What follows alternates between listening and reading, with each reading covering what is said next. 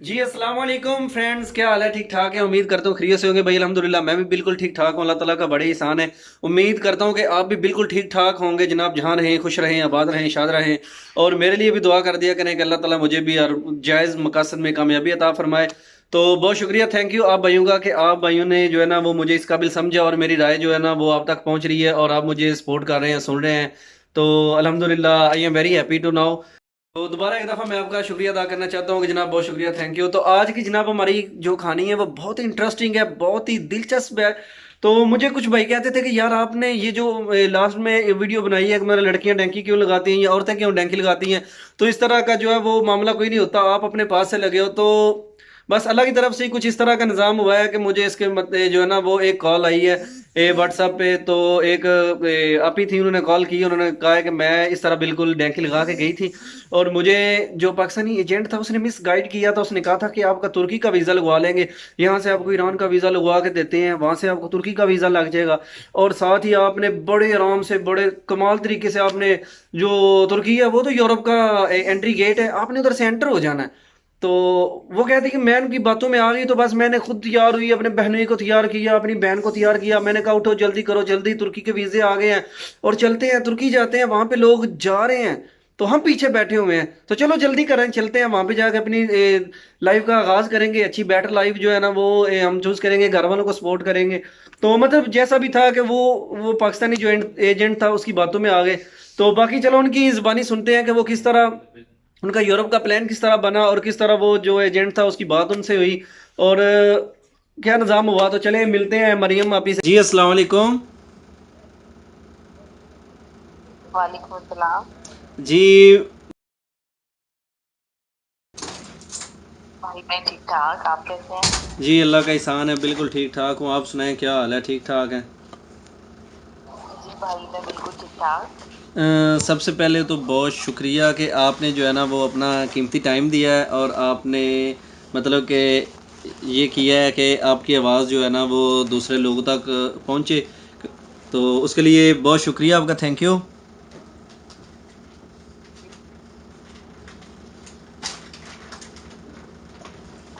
Hello. नहीं नहीं, ऐसी कोई बात नहीं है।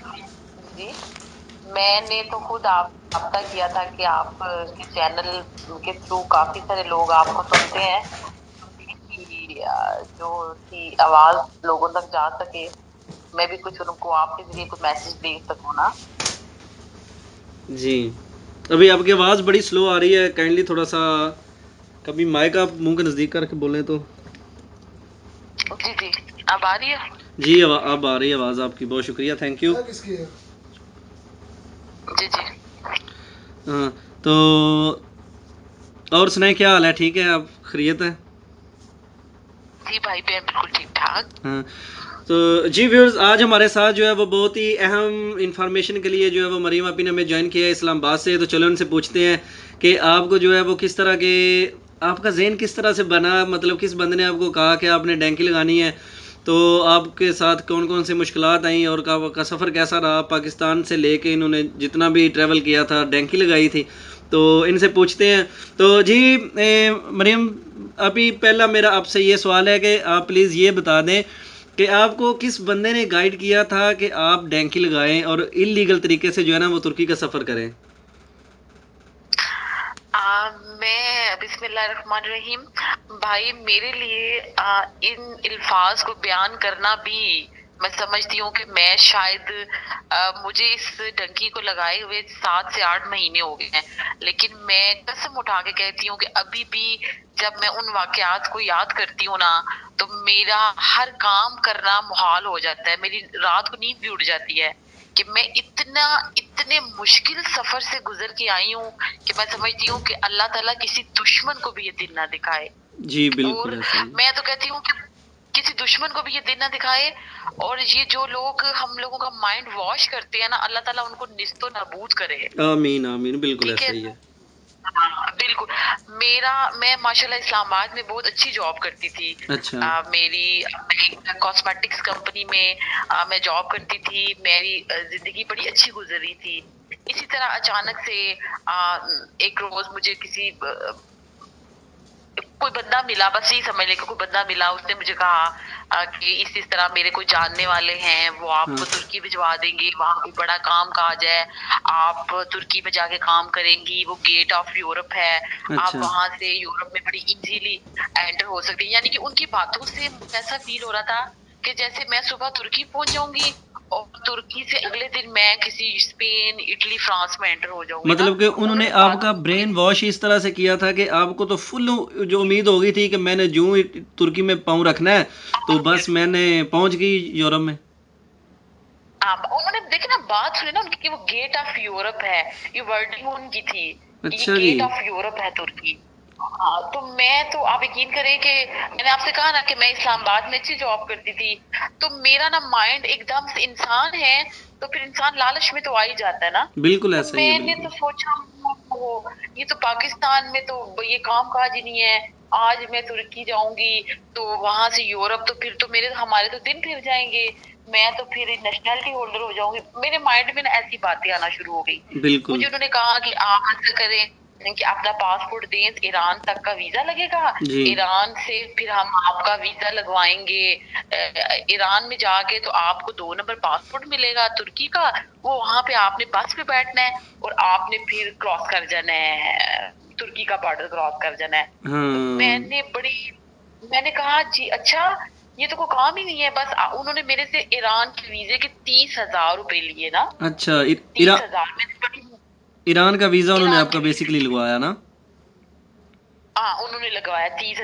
मैंने इसी मुश्किल में ना यानी कि अपने घर वालों को भी बड़ा मुश्किल से कन्वेंस किया। हाँ। मुश्किल से यार क्या कन्वेंस करा था, आज भी मैं भाई सिर्फ आप के ताउन से ये मैसेज लोगों तक पहुंचाना चाह रही हूँ। आज तक मेरे अपने सगे भाइयों को भी नहीं पता कि मैंने ये स्टेप उठाया था, क्योंकि मैं जरा हम्म। फैमिली से दूर इस्लामाबाद में जॉब करती थी।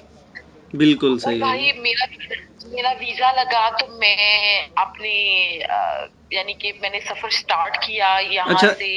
एक मिनट, मैं आपकी बात जो है ना वो एक मिनट ज़रा, मैं ये पूछना चाहता हूँ कि जब आपको पाकिस्तान में आप बता रही थी ना कि एक औरत ने भी आपको पहले मोटिवेट किया था जिसने कहा था कि मेरा बेटा जो है वो जाने लगा है, आप उसको समझाओ या इस तरह का करें, तो आपका उसके बारे में मुझे थोड़ा सा प्लीज़।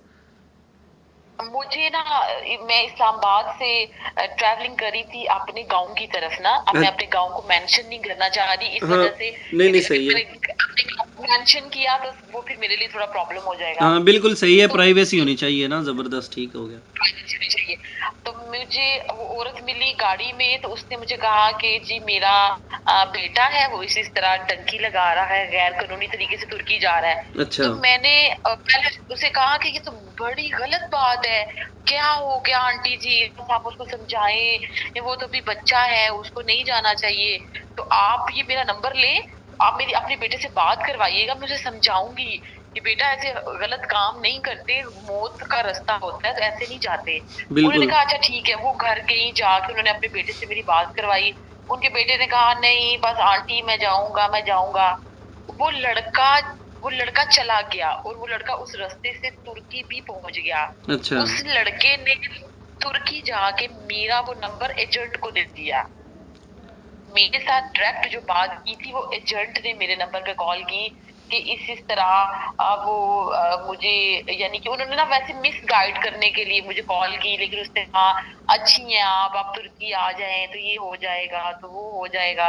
अच्छा, इस तरह की बातचीत करके उन्होंने मुझे वर्गला लिया। मतलब फिर मैंने ये वही जो आपका नंबर उसकी माँ ने अपने बच्चे को दिया कि बेटा इससे बात करो, ये आप ही तुम्हारी बात करना चाहती हैं, उसने तुर्की पहुंच के आगे किसी और लड़के को नंबर दे दिया, उस लड़के ने फिर आपको कन्विंस किया। उस वो लड़का कहता है मैं एजेंट हूँ ना, यानी कि मैंने बुलाया हुआ है अच्छा। इस लड़के उस लड़के का नाम ले रहा था।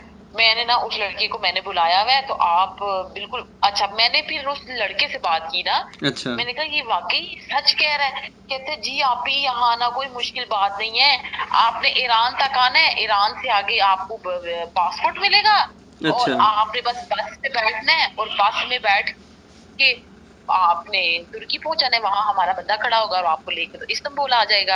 आप इस्तांबुल आएंगी तो आपको यहाँ हम लोग जॉब भी देंगे, रिहाइश भी देंगे और आपका खाना पीना भी होगा और आप इजीली पाकिस्तानी 1 लाख से 1.5 लाख रुपया कमा सकती हैं। अब हम्म। देखिए भाई, बंदा पाकिस्तान में 40-45 हज़ार कमाता हो ना, तो वो हमेशा यही लालच रखता है कि मैं थोड़ा आगे बढ़ूं। तो मैंने अपने दिल में यही लालच रखी कि मैं आगे बढ़ूंगी, अपनी फैमिली को सपोर्ट करूंगी। मेरा माइंड सिर्फ था अपने पेरेंट्स को सपोर्ट करना। लेकिन मेरे साथ जो कुछ हुआ, मैं समझती हूँ कि मैं आज भी उन सब लोगों के लिए बदुआ करती हूँ बिल्कुल कि सही हो गया। अल्लाह उनको बेड़ा गर्क करे, जिन्होंने मेरे साथ इतना कुछ, एक औरत होने के नाते। मैं किसी को तो कुछ कह नहीं सकती, मेरे अपने पाकिस्तानी भाई, उन्होंने अपने मुतालिक नहीं सोचा। मैं उनकी बेटी भी थी, मैं उनकी बहन भी थी, मैं उनकी इज्जत भी थी। बिल्कुल ऐसा ही। कोई भी है तो उन लोगों ने बिल्कुल भी इस बात का ख्याल नहीं किया। अच्छा, उसके बाद मेरा ईरान का यानी कि वीजा उन्होंने लगवा दिया भाई। हम्म। मेरा सफर स्टार्ट हो गया। सफर मेरा स्टार्ट हुआ। मैं यहाँ से बैठी। मेरे साथ मैं थोड़ा सा आपको ये भी बता दूं कि मेरे साथ मेरी सिस्टर भी थी। हाँ। मैंने उसको भी कन्विंस किया, अपनी छोटी बहन को कन्विंस किया और अपने बहनोई को कन्विंस किया। अच्छा। छोटे बहनोई को कन्विंस किया कि रास्ता तो बहुत आसान है। अब यहाँ से हम लोग बस जाएंगे तो ईरान, ईरान से हमें पासपोर्ट मिलेंगे तुर्की के, तो हम बस इंशाल्लाह उनका बंदा हमें बॉर्डर क्रॉस करवाएगा, तो फिर हम लोग तुर्की चले जाएंगे। वहां अच्छा। हम काम काज करेंगे तो हम गेट ऑफ यूरोप से यूरोप में एंटर हो जाएंगे। अच्छा। तो बस, यानी कि ना मैंने काफी उनको भी कन्विंस कर लिया। जब इंसान की बुरी किस्मत होती है ना, तो वो मैं समझती थी वो मेरी बुरी किस्मत थी। और हर काम ऐसे दरवाजा खुल रहा था कि पता नहीं, मुझे समझ नहीं आ रही थी कि मैंने बिनोई से बात की, हत्ता कि वो समझदार थे, वो भी मेरी इस बात को मान गए, मेरी सिस्टर मान गई। मैंने अपने साथ अपनी सिस्टर को भी तैयार कर लिया ना, कि मेरे हाँ। साथ मेरी सिस्टर भी तैयार हो गई। अच्छा, अब हमारे ईरान के वीजे भी लग गए। और मैं कसम उठा के कहती हूँ, मैं कलमा पढ़ के कहती हूँ कि अब मेरे जितने भी मुसलमान भाई अगर इस बात को सुन रहे हैं ना, कि हाँ। मैं, मुझे अल्लाह की कसम लगे कि मेरी सिस्टर ने अपने घर का सारा सामान बेच दिया। अच्छा। ओए होए। घर, अपना सारा सामान बेच दिया, अपना जहेज सारा बेच दिया। अपने और अपने हस्बैंड के पैसे उसने, यानी कि 2.5 से 3 लाख रुपया उन्होंने, एजेंट ने जो कहा हुआ था वो ओए होए। उन्होंने साथ ले लिए। चले, मैं तो जॉब होल्डर थी, मैंने कुछ ना कुछ करके इकट्ठे कर लिए। उन दोनों मियाँ बीवी ने कहा कि उस एजेंट ने ऐसा माइंड बनाया हुआ था कि वो तो पकड़े जाने का तो तसव्वुर ही नहीं था ना, चक्कर ही नहीं था। अच्छा। वो सारा सामान उन दोनों बेचारों ने बेचा, बेच के वो पैसे इकट्ठे किए। और बस सबको मिल मिला के, तो उनको यानी कि सबको मिल मिला के, तो हम लोग इस्लामाबाद से हम लोग निकले। हम लोग यहाँ एक के मूवर्स से बैठे ना, मैं अच्छा। आपके साथ बाई तस्वीरें शेयर करूंगी ना। हाँ। एक के मूवर्स की मेरे उस गाड़ी की तस्वीर है जो हमने ट्रैवलिंग की थी इस्लामाबाद से कोयटा के लिए। जी। उसकी ना एक मेरे पास पड़ी हुई है, तस्वीर पड़ी हुई है, अच्छा। और मैं आपको वो शेयर करूंगी। हाँ और बिल्कुल एक वो ज़रूर। हम कोयटा पहुंचे थे ना, तो मैं वो हाँ। तस्वीर आपको सेंड करूंगी। आपने उस चेहरे को ब्लर करके ना वो तस्वीर व्यूवर्स को दिखाइएगा, मेरे बैग और वो तस्वीर भी दिखाइएगा हाँ जब मैं बिल्कुल कोयटा सही। पहुंची थी। हम लोग कोयटा पहुंचे। कोयटा से हम लोग तकरीबन शाम 4 बजे की हमारी टिकट थी ताफ्तान के लिए। हम हाँ। लोग ताफ्तान के लिए निकले। ताफ्तान हम रात 2 बजे के करीब पहुंचे। हाँ। वहां पे एक पिकनिक पॉइंट होटल था। वहाँ वहाँ आप इस्लामाबाद से डायरेक्ट आपने टिकट ली थी कोयटा की? हाँ जी, इस्लामाबाद से हमने डायरेक्ट टिकट ली थी कोयटा की। दिन 2 बजे की हमारी थी गाड़ी, पीर वदाई अड्डा से ना, हाँ। पीर वदाई अड्डा से हमारी गाड़ी थी। और हम लोग बड़े खुश खुश निकले। मैंने रास्ते में अपनी मदर से बात की। मैंने कहा हम लोग तो कोयटा पहुंच रहे हैं, कोई भी मुश्किल नहीं है, कोई प्रॉब्लम नहीं है। अब हम ताफ्तान के लिए निकल रहे हैं। फिर हम अच्छा। वहां से कोयटा से 4 बजे ताफ्तान के लिए निकले। रात 2 बजे हम लोग ताफ्तान पहुंचे। हाँ। ये रास्ता हमारा सारा ठीक था, अच्छा था अच्छा। सफर। यानी कि मुझे ऐसा फील हो रहा था कि एजेंट की बातें अच्छी हैं, वो सब हाँ, कुछ कि ठीक बिल्कुल चल रहा आराम था। से आप बिल्कुल आराम से बगैर किसी प्रॉब्लम के आपने हाँ, तख्तान बॉर्डर तक का सफ़र कर लिया लीगल तरीके से ना? लीगल तरीके से कर लिया। लीगल तरीके से हम लोग ने बॉर्डर भी क्योंकि हमारे पास वीजा था ना उसका, ईरान का। हाँ बिल्कुल, उसके तेहरान बाद तक तो वो आपका चलना था ना? चलना था। हम लोग ज़ेदान इधर से साफ्तान पहुंचे, वहां से हम लोगों ने पैसे चेंज करवाए। ज़ाहिर है एजेंट ने हमें कहा हुआ था कि पैसे शैसे साथ ले लेना। हम लोगों ने काफी सारे पैसे शैसे भी लिए, वहां से पैसे चेंज करवाए। फिर हमें बॉर्डर से पैसे काफी सारे, हजारों और लाखों की तादाद में वो पैसे मिल गए। अच्छा, लाखों की तादाद में वो पैसे मिल गए, जो हजारों की तादाद ईरानी तुमन थे ना वो। जी जी, ईरानी, वही कह रही ना, ईरानी तुमन काफी